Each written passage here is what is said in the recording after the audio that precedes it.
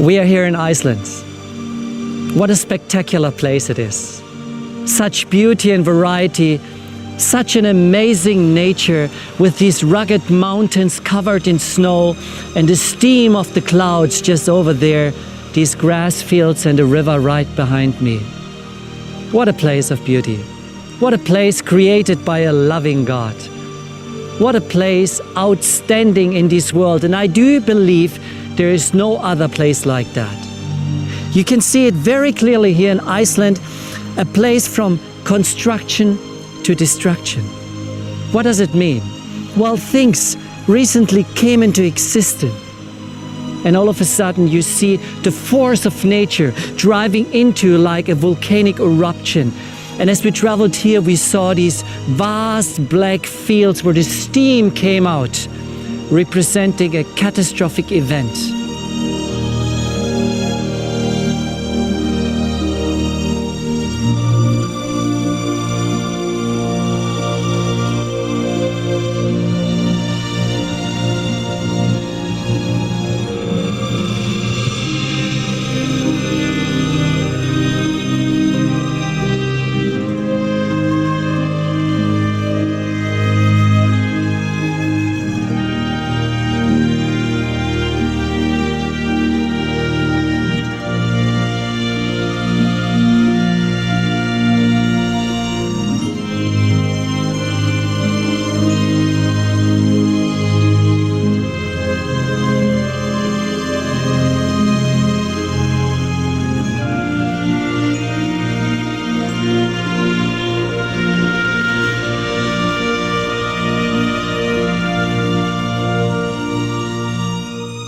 Now, God has given every human being a free will, with the option and possibility to make a decision.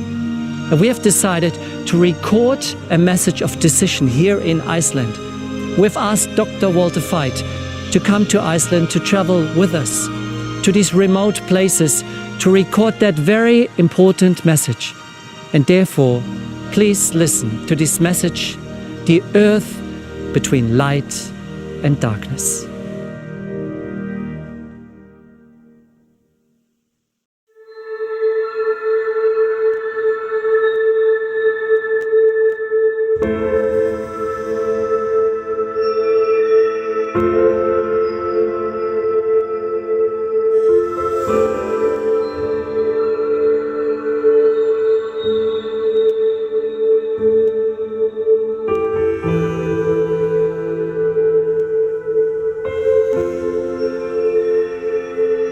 And I saw a new heaven and a new earth, for the first heaven and the first earth were passed away.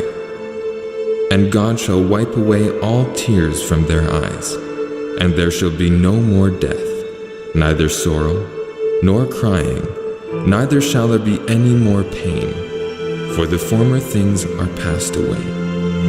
And he that sat upon the throne said, Write, for these words are true and faithful.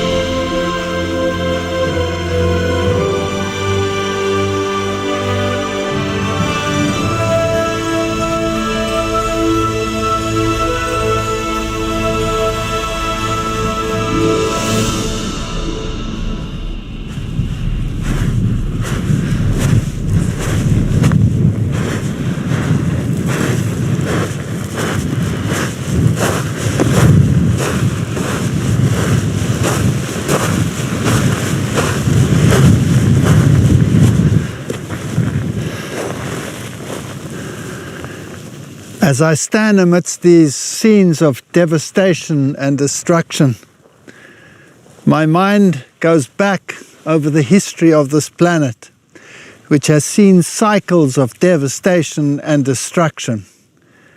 And if we look at the times in which we are living now, I believe this earth is teetering on the brink. And we should discuss this, and let's talk about it.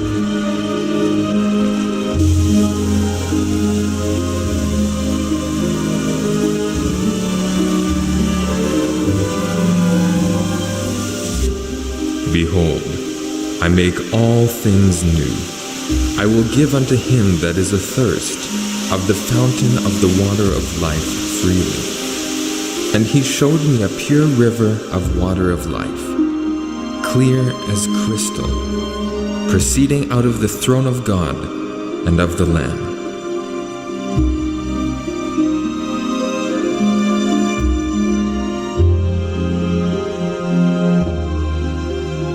What an amazing landscape. If we look at these glacial rivers cutting through these valleys, Iceland is unique. With all these beautiful waterfalls, rugged terrain, these volcanic structures with this stark blackness, the clouds, the light and the darkness. The contrast is absolutely unbelievable. And yet, there is an element of life, an ambiance that you cannot get anywhere else in the world. And people have lived here for more than 2,000 years. And to think how this place was settled, and that history of Yeshua land, where the Celts moved from Ireland to this place in the time of the Romans to get away from that occupation. And that must have been in the 1st century after Christ. And to imagine that the disciples had managed to spread the gospel over the entire world as it was then known, with the Thomasite Christians being found in India, where the Apostle Thomas had taken the gospel all the way to India.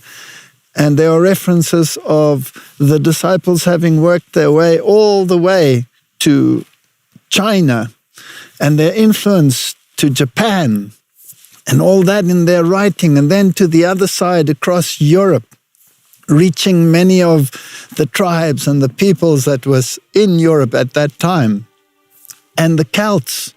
And they had adopted this religion, and they were Sabbath keepers. And then they came to this land. And history tells us of this conflict between light and darkness. And what an environment to demonstrate light and darkness. The white rivers coming down from cascades from the mountain, the streams, the white clouds, the stark blackness of the volcanic area.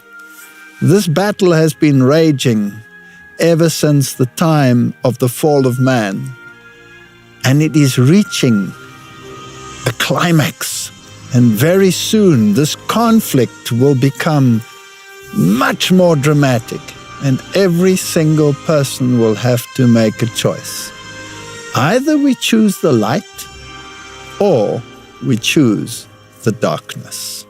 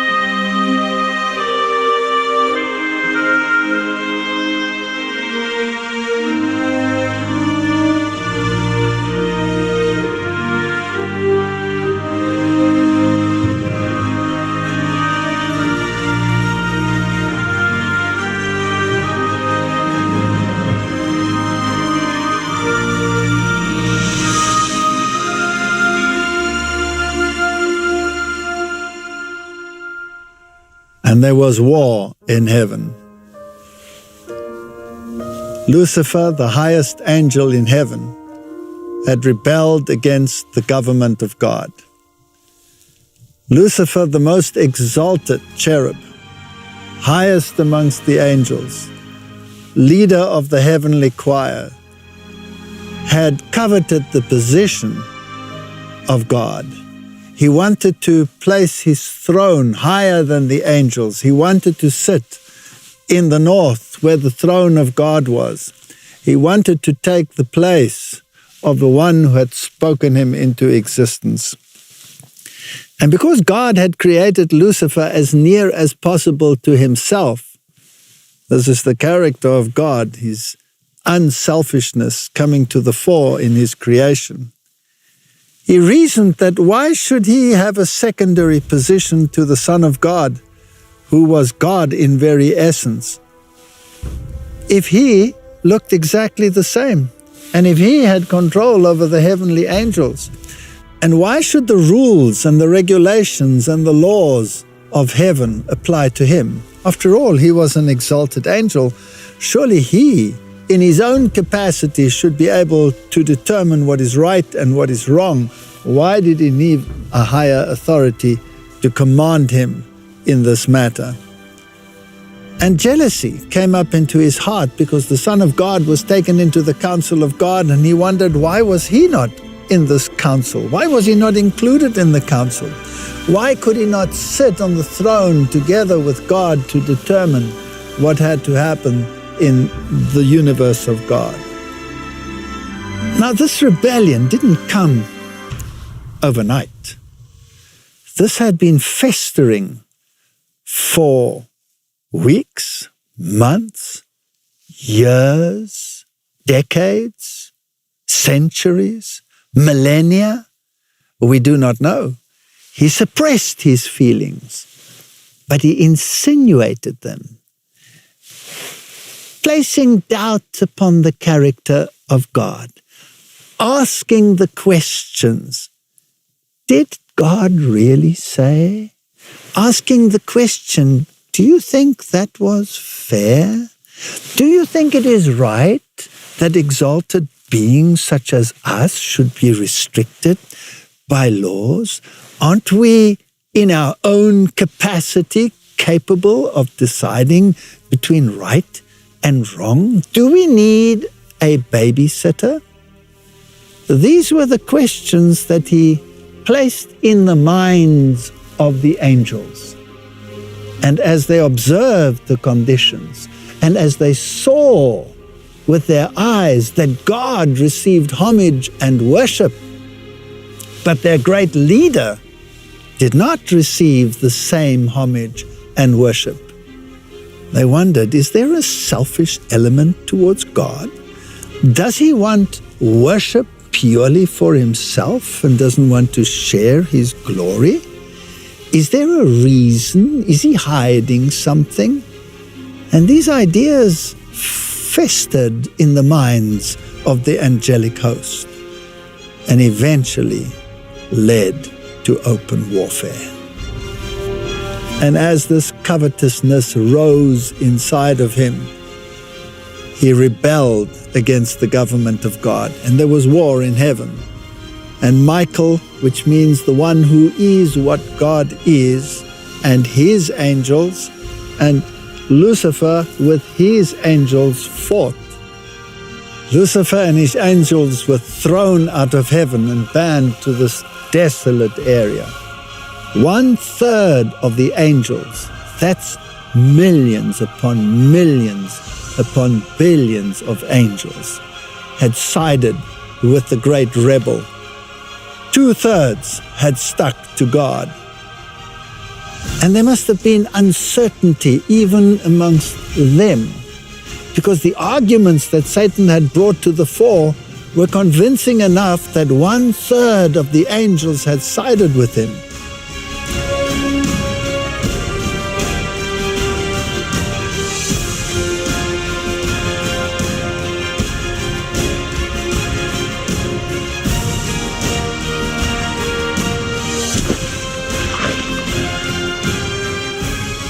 What was God to do? He had transgressed the laws of heaven, and God could have, with justice, destroyed him. But then he would have had, for all eternity, a government of fear. Because some of the angels might have thought, well, if you do this, if you transgress God's laws, then God just destroys you. Is this justice? Because did they fully comprehend what the consequences of this rebellion would be? So God in his wisdom did not destroy the devil and his angels. He allowed them the leeway to show to the universe and to the unfallen angels that rebellion will eventually lead to total destruction.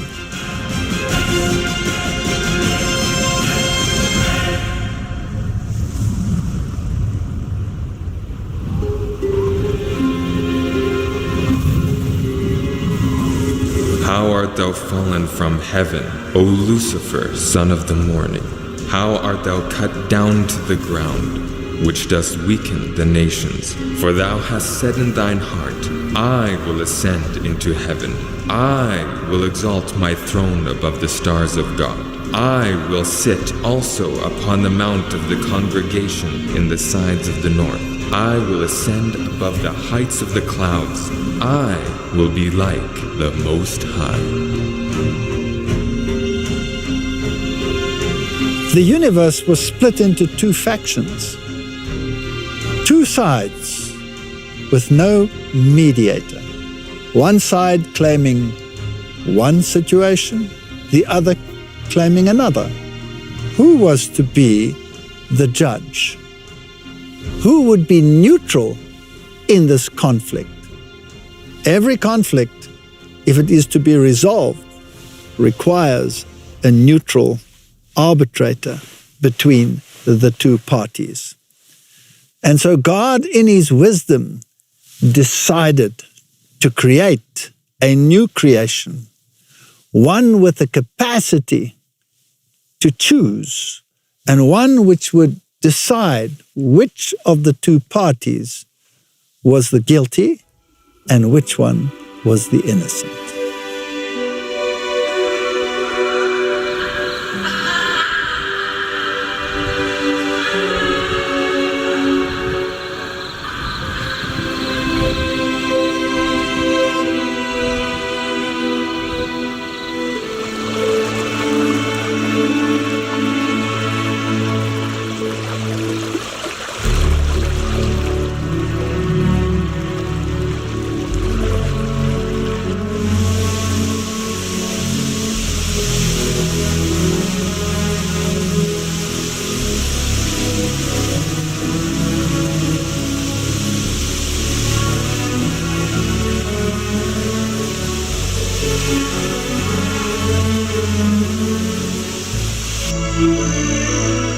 the beginning, God created the heavens and the earth.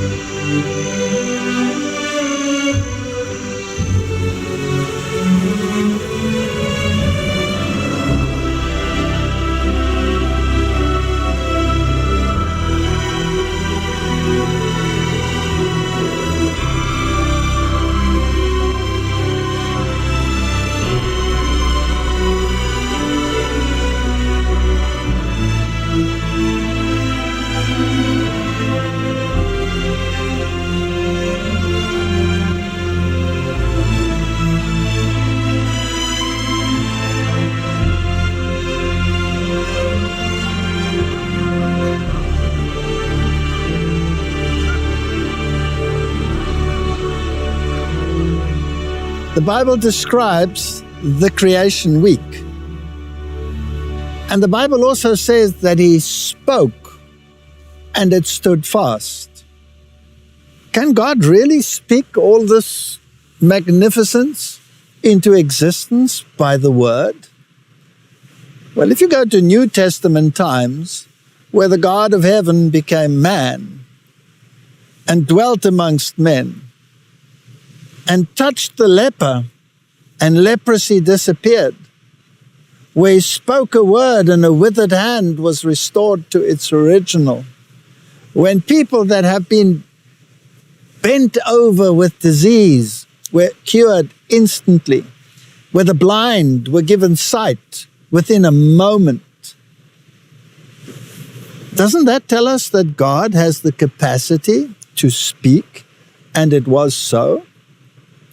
And in the beginning, the Bible says this planet was abusos. It was void.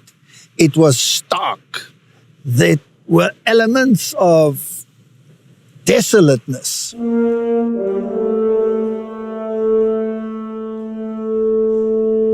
In the beginning, God created the heavens and the earth.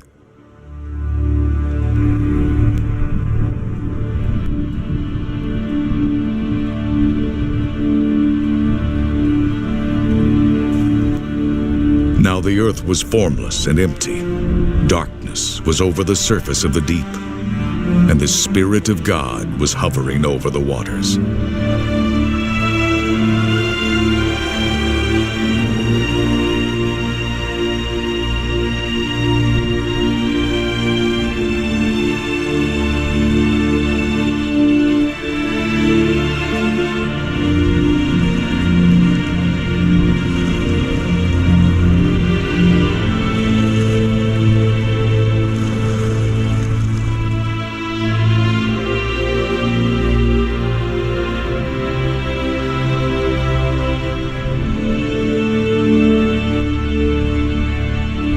And God said, "Let there be light," and there was light.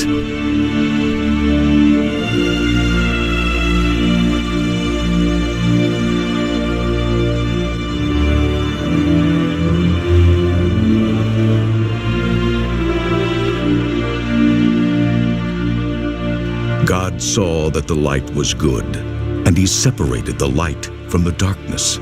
God called the light day, and the darkness he called night. And there was evening, and there was morning, the first day.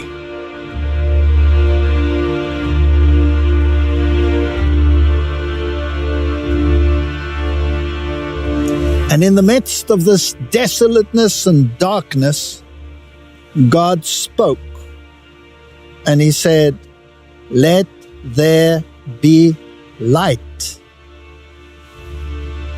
and light just appeared. Now, God doesn't need a source of light because the Bible says that He Himself is light. And if we look at the components of light and we go into the quantum physics of light, then we can see that everything that exists in this world can emanate from this physical reality. Because the substance, which is at the same time a wave and at the same time appears to be like matter and actually consists of nothing ex nihilo, is in harmony with what the scriptures tell us. And the first thing that mankind needs, that creation needs, that every living creature needs, is light.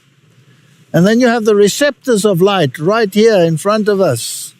These green pigments that we see in these grasses absorb the light and change the light not only into all the nutrients that this plant requires, but also provides the oxygen that we need.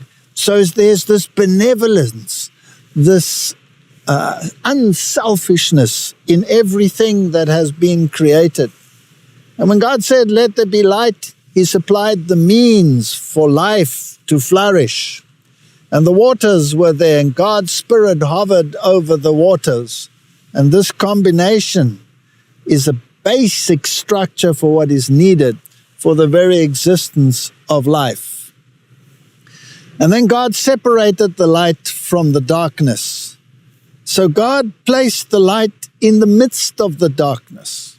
Now, since God is light, and this planet was covered in darkness, then it means that God must have withdrawn Himself from this place, and this had become the abode of the fallen angels, steeped in darkness. And He spoke the light into the middle of the darkness, because God cannot tolerate darkness. Where God is, there can be no darkness. And it has a spiritual application as well as a physical application. If we look at the night, there's always something which is sinister, which is associated with the night. The deeds of evil occur mainly in the night, whereas the light dispels them. And the next day, God created the firmament. He created the skies. He created the system that would maintain life. And everything should be safely contained within the environment that He created.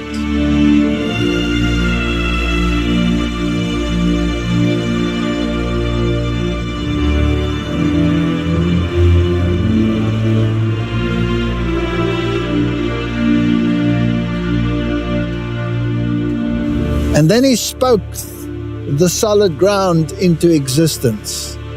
And He spoke, and it stood fast. And the plants came forth. The very means to sustain life came first. Always the giving and then the receiving, and the giving and the receiving are part of the character of God, the unselfishness. So that which the plants provided was not only food, but the very means to sustain the atmosphere. And then on the fourth day, He created the lights that were to maintain the light when God gave over this planet eventually to humanity. The greater light and the lesser light. The greater one to rule the day, the lesser one to rule the night. And even in the midst of darkness, there would be light. And then He created the creatures to fill the spaces that He had created. All the creatures of the waters, all the creatures of the sky on the fifth day. And finally, on the sixth day, all the land animals. God saw all that He had made, and it was very good.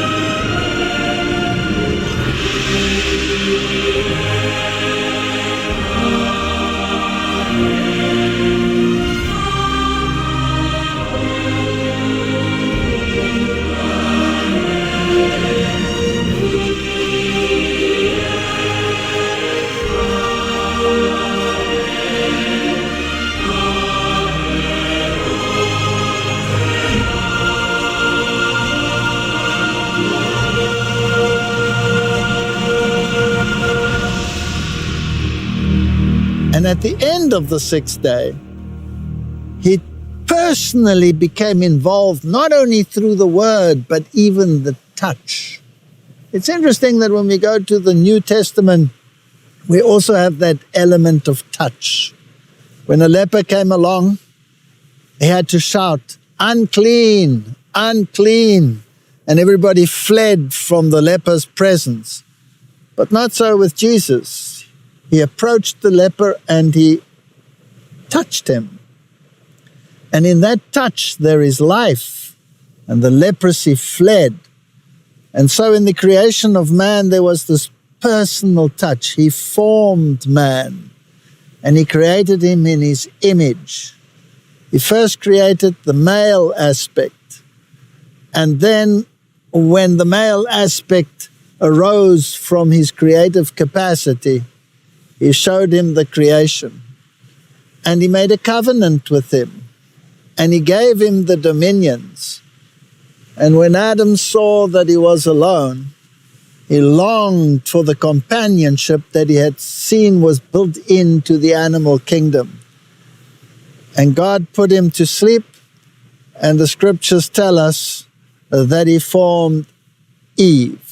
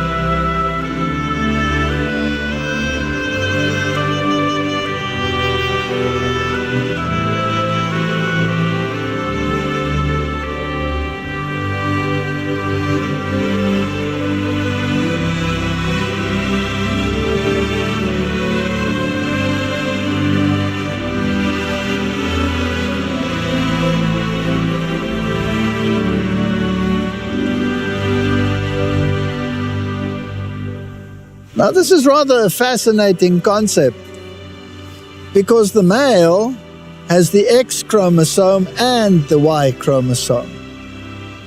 So that determines the masculine factor. But the female has only the X chromosome. So scientifically, the female could not have given rise to the male.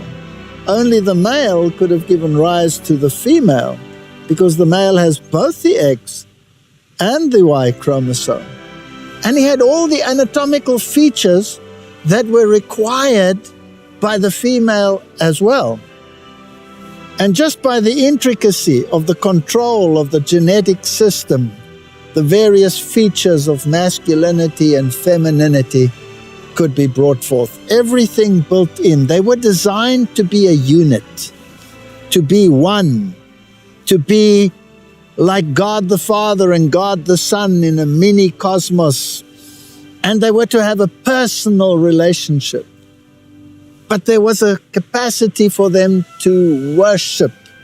And so there had to be God, the man, and the woman forming a unit.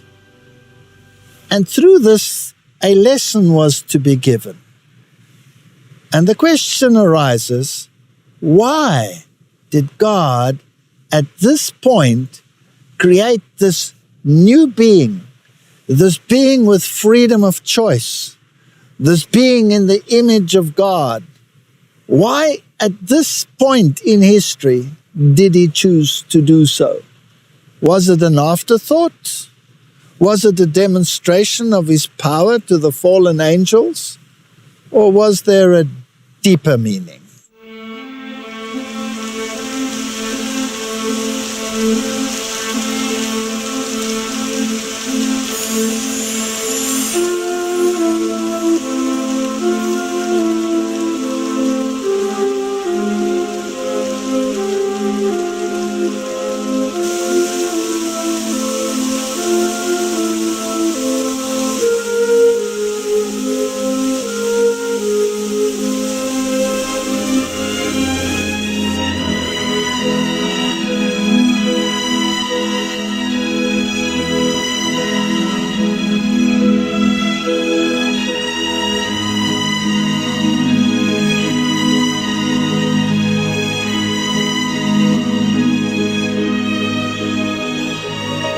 What does it mean to be created in the image of God?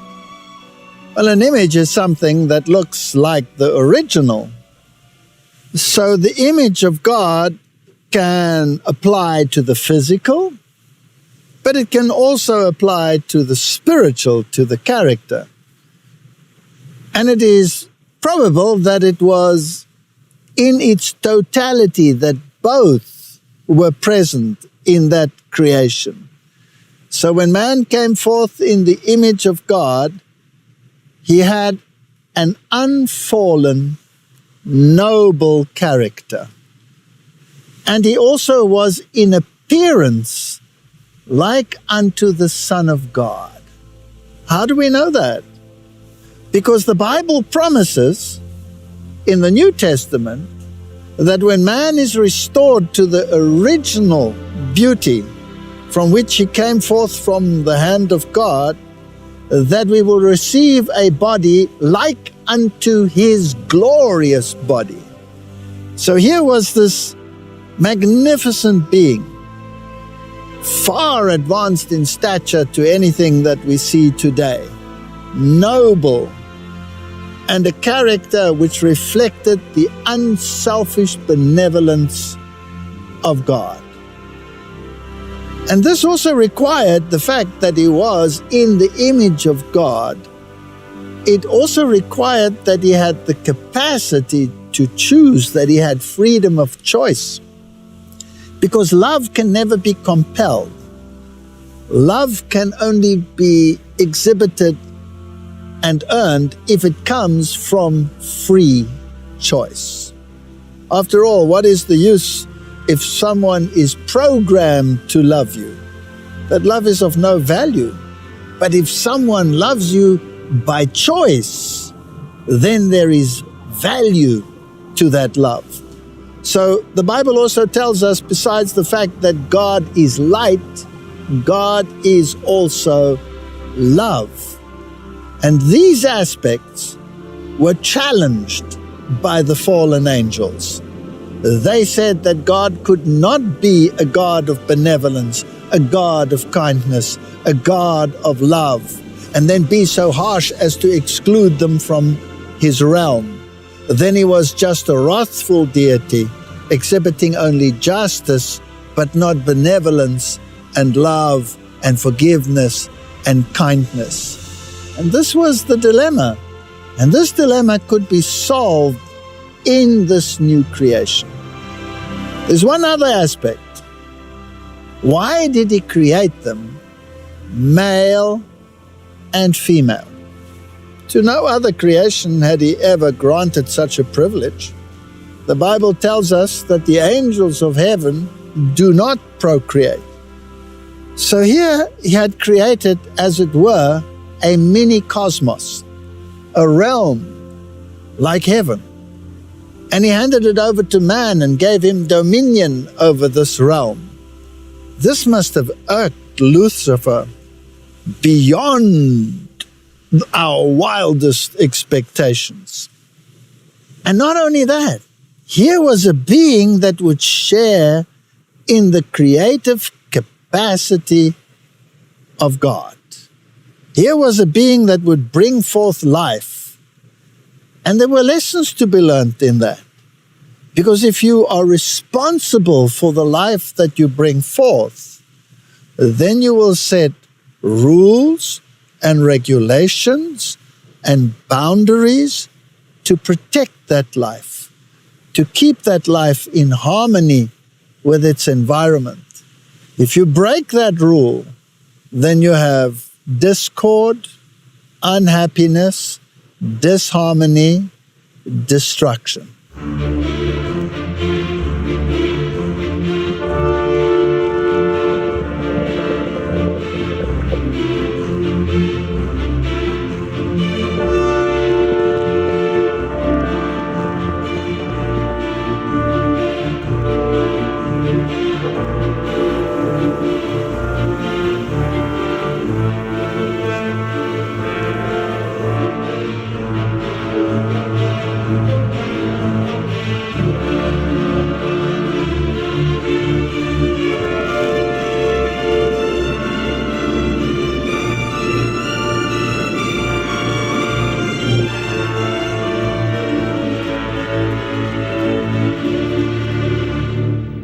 But the question is not completely answered. Why did God deem it necessary to create humanity at the precise time in history when there had been this calamity in heaven?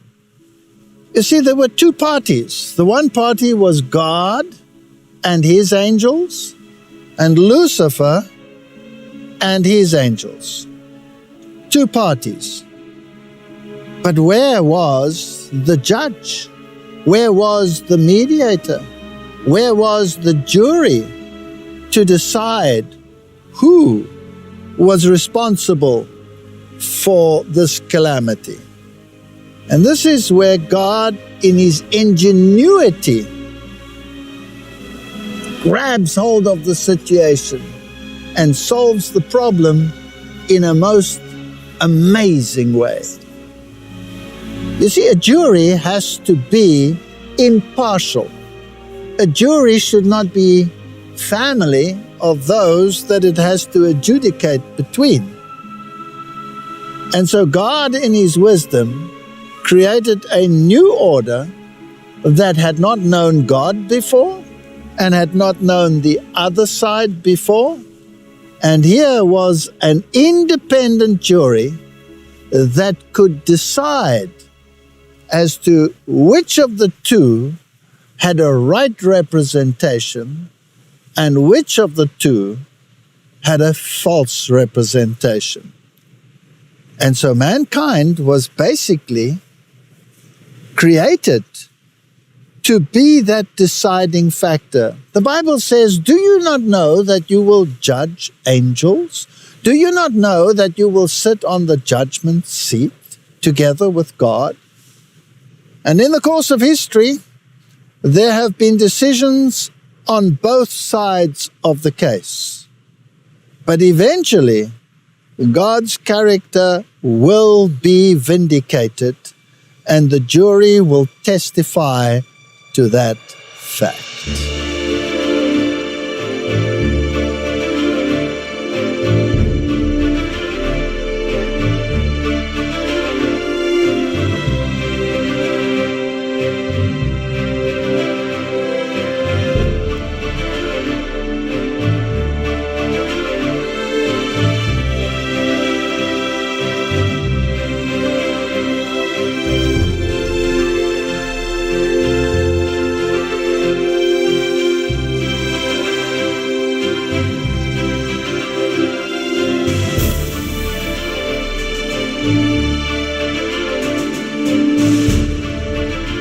If we look at situations in our life today, if there is a jury that needs to decide an important case, will not the two parties try to influence the jury? Will not the side that feels that it is on the short end of the stick of the jury try to win the jury over to its side? And if that is not possible, is it not even likely that they will try to eliminate the jury? Because after all, the jury has the power to condemn the guilty party. And this is not something that the devil and his angels would want to see happen. And God had to be fair. So the information, just as in any court case today, has to be available to both parties. So if one party has a lawyer and he's dug up information, he is compelled by law to provide that information to the other party so that a defense can be set up. And so this interplay was to take place, and man could choose between the one option or the other option. And so God gave his side of the story, and the devil was given access at the tree of the knowledge of good and evil to access the jury as well.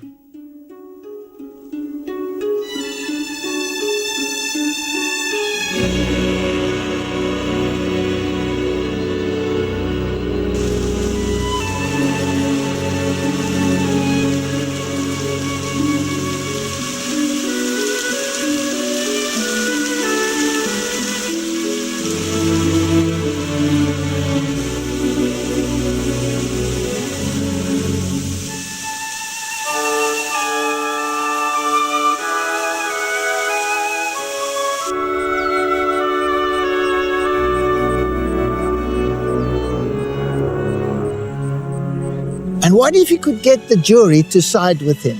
What if he could get the jury to take the same steps as he had taken, distrusting God, choosing to believe that God is unjust and a liar and is withholding something which should be for their joy and their glory, as he had thought that he was being withheld from the power and glory of the throne to which he believed that he should have access? Well, wouldn't that bring an interesting interplay? Now, Adam and Eve were not created to fall, but they were created with the capacity to fall because they had a freedom of choice. There's another aspect that comes into this interplay. Here was a being that could bring forth life. And was it perhaps a possibility that God had created a being that could choose between God and the other party, and by propagation produce offspring that would eventually take the place of the fallen angels? How much more reason then to target this humanity, to make it fall, so that God's hand would be exposed and his character would be exposed to the entire universe. And if he should choose to forgive them if they fell, well, then shouldn't he forgive the other party as well? These are the thoughts that came into this interplay, and the drama was being created. Now, if Adam and Eve had chosen not to fall, but to accept the situation and to understand the character of God and the benevolence of God and the necessity for rules and regulations, then the drama that subsequently followed on this planet could have been avoided. But God knew that even if they chose against him, the solution would be an everlasting solution. Because eventually, when the choices had been made, there would be enough individuals to attest to the truthfulness and the righteousness of the character of God. And we read that in the book of Revelation, where the redeemed say that you, O God, are just and righteous and worthy of receiving honor and glory and power and the throne and all of these things that Satan had contested. This was the stage for the solution to the great drama that had taken place in heaven.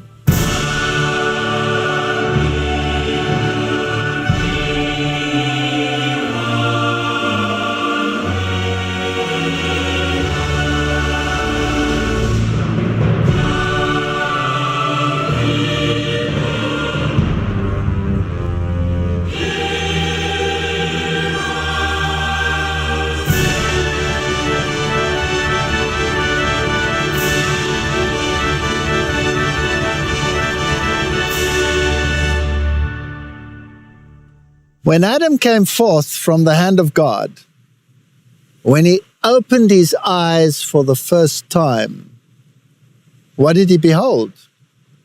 Surely it was the face of God. Here was the greatest evidence that he had come forth from the hand of God. No usurper should have been able to drive a wedge into that relationship and say that you did not come forth from the hand of God, but that one was an impostor, because he had the greatest evidence before him. He opened his eyes and he saw his Creator. When Eve opened her eyes, she not only saw her Creator, but she also saw Adam. And Adam confirmed to her, or must have confirmed to her, that he had come forth from the hand of this Creator. And then, after this first introduction, which, by the way, was given an entire day of association, because on the seventh day, God rested. What did he rest from? Surely not from exhaustion. He rested in his completed creation, because herein was found the solution to the problem that had arisen. And not only that, he had an association. He had a relationship with this new creation. And he must have informed them of his benevolence. He must have informed them why they were created, what the purpose was. And he gave them a display of his character in the surroundings that he had created. And when he left them to explore their creation, how must they have felt when they saw the beauty of the waters that were flooding the areas, the beautiful rivers, the babbling brooks, the water streams, the trees, the flowers, the beauty of the bird life and the animal life. And no animal was scared. There was no fear of man in them, because that came only later. And the animals must have come up to them, and they must have seen this relationship of gentleness and kindness, which you can today only still behold in the eyes of certain animals. Imagine a gentle deer, that softness in those gentle brown eyes. They must have seen something of the character of God. And what must they have felt when they looked into each other's eyes, when they saw that love in that look that exposes the soul, that allows you to look deep into the inner being of humanity. What must that have told them about the character and the love of God? They had no excuse to believe that God was arbitrary or wrathful or unkind in any form or shape or size. They had no excuse.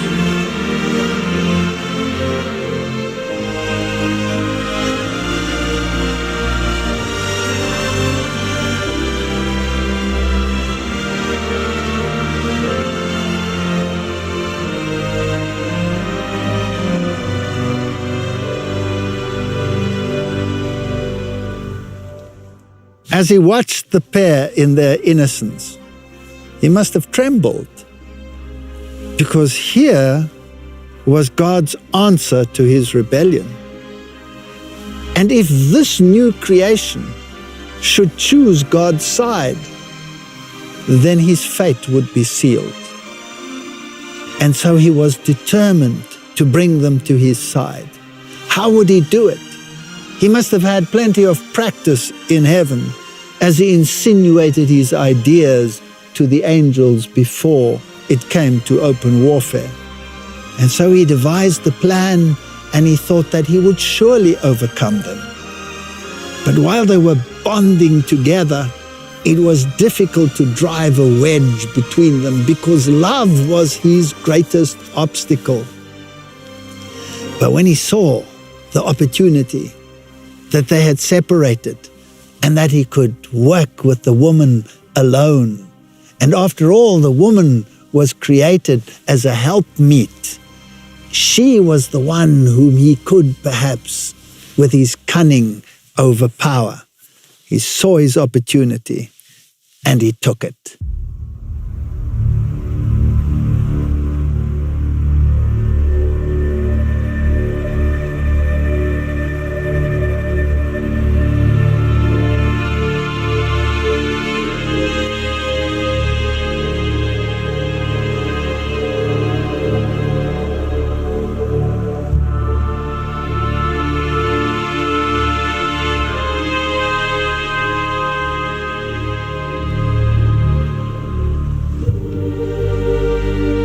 There was no separation between God and man. They were in communion with each other. Angels communicated with Adam and Eve, and they must have spoken to these angelic beings to receive more information as to exactly what had transpired. After all, here was a new creation, a new order of being that had not been associated with any of these factors. And then there were times when they were left alone with each other, just to explore each other and to explore their environment. And on one of these occasions, they were sitting together, and eventually, for some reason or other, they were separated. And Eve, distracted, walked around, and she drifted closer to the tree of the knowledge of good and evil.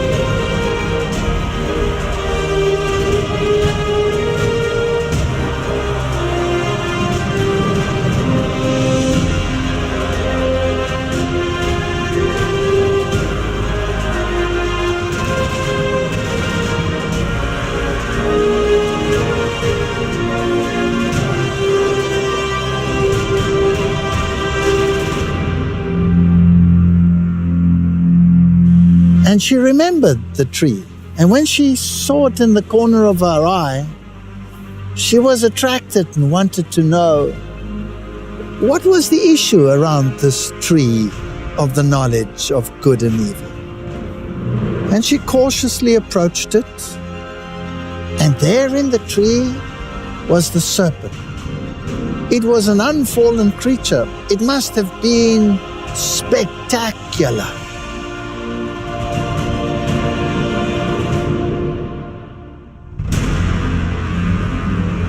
And it spoke.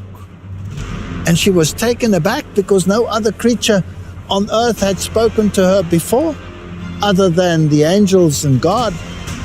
And here she was intrigued.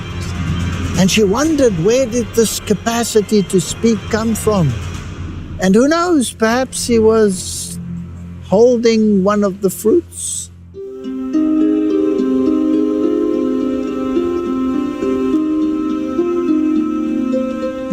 The serpent was being used as a medium. He didn't have this capacity to speak by himself. Perhaps it was the ventriloquist power of the one controlling him that was speaking through him and addressing his gaze to Eve. And she, being interested, looked at him, and almost in a hypnotic state, she was informed of this great capacity that the serpent had achieved by just being associated with the tree. And then the question, did God really say? That's not coming out bluntly and saying God is a liar. That's coming out in the subtlety of the serpent.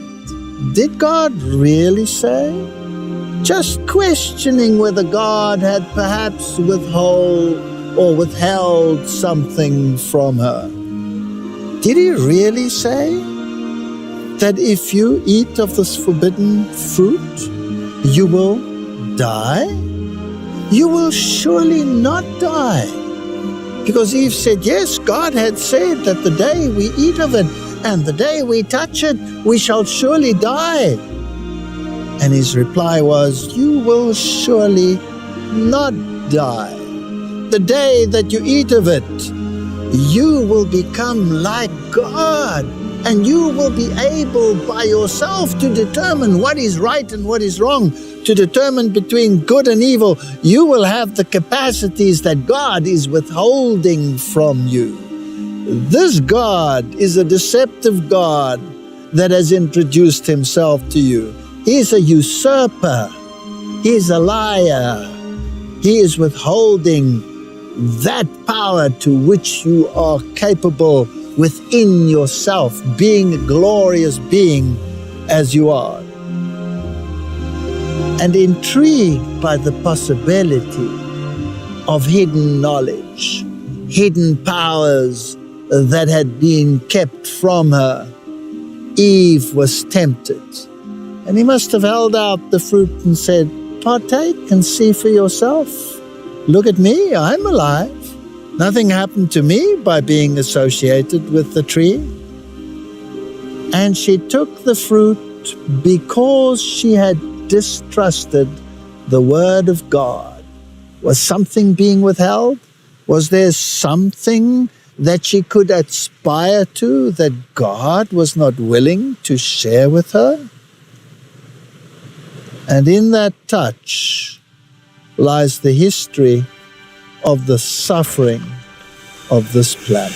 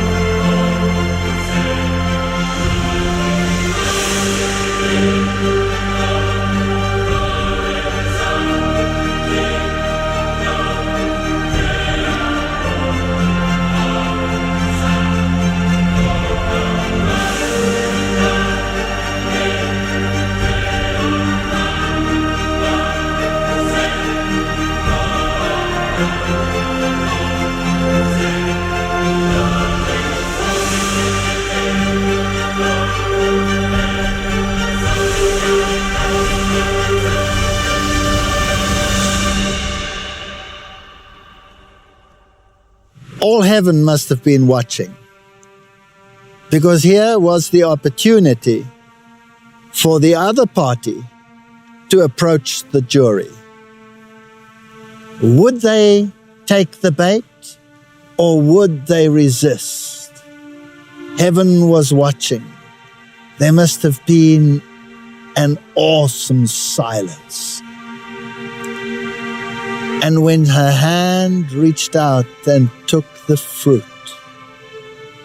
I can imagine the faces of the angels as they watched in disbelief. Is this possible? Is this really true? Is it possible to convince this new order of being so quickly that God is not what he appeared to be? Surely she wouldn't take the fruit. But she took it and she ate.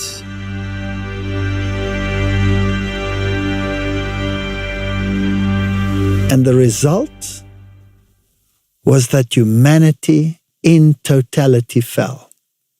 And Satan exulted. He had won the victory over the Son of God. He was going to be the victor in this contest. Because if God was truly a God of kindness and forgiveness and grace, then he would have to forgive Adam and Eve. And if he forgave them, then he must forgive Satan as well.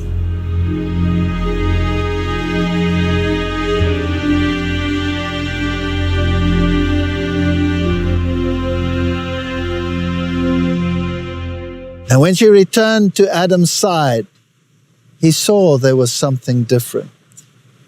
The light had probably dissipated. She was still beautiful, but there was another look in her eyes.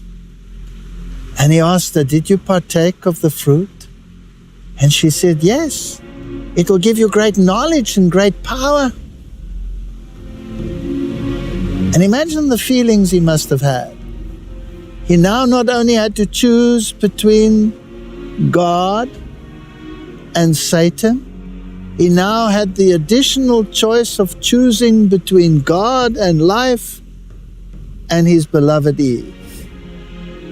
And as so many people have done in the course of history, they chose to be associated because of their feeling and not because of their rationality. And he gave up all to be with her, making a covenant, as it were, with death.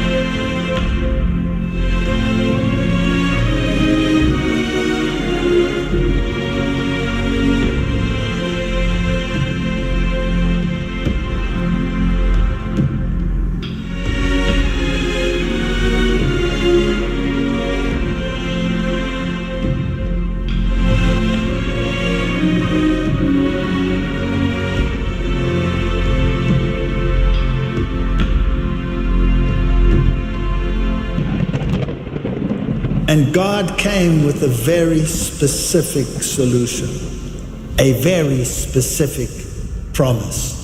And he addressed the serpent, and he said, "And I will put enmity between thee and the woman, between thy seed and her seed, and it shall crush thy head, and thou shalt bruise his heel."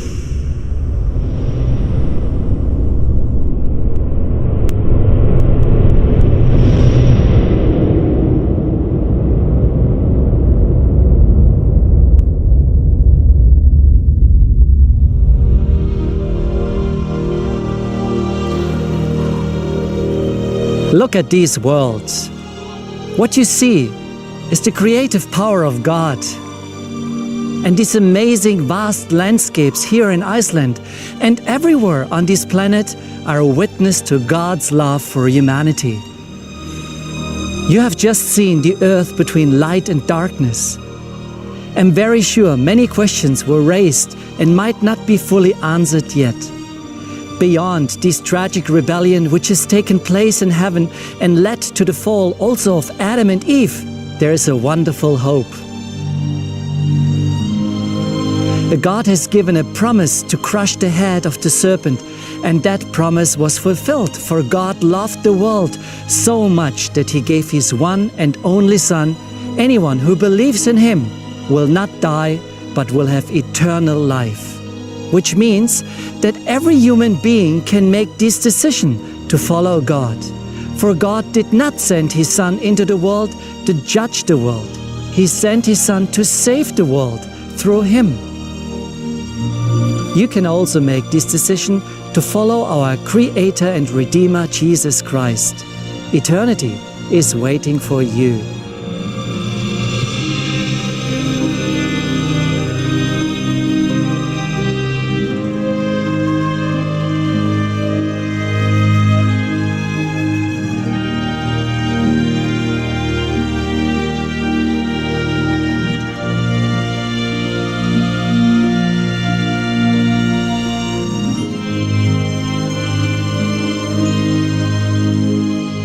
The great controversy is ended. Sin and sinners are no more. The entire universe is now free from rebellion and hatred. One pulse of harmony and gladness beats through the vast creation. From Him who created all flow life and light and gladness. Throughout the realms of illimitable space, from the minutest atom to the greatest world, all things, animate and inanimate, in their undershadowed beauty and perfect joy, declare that God is love.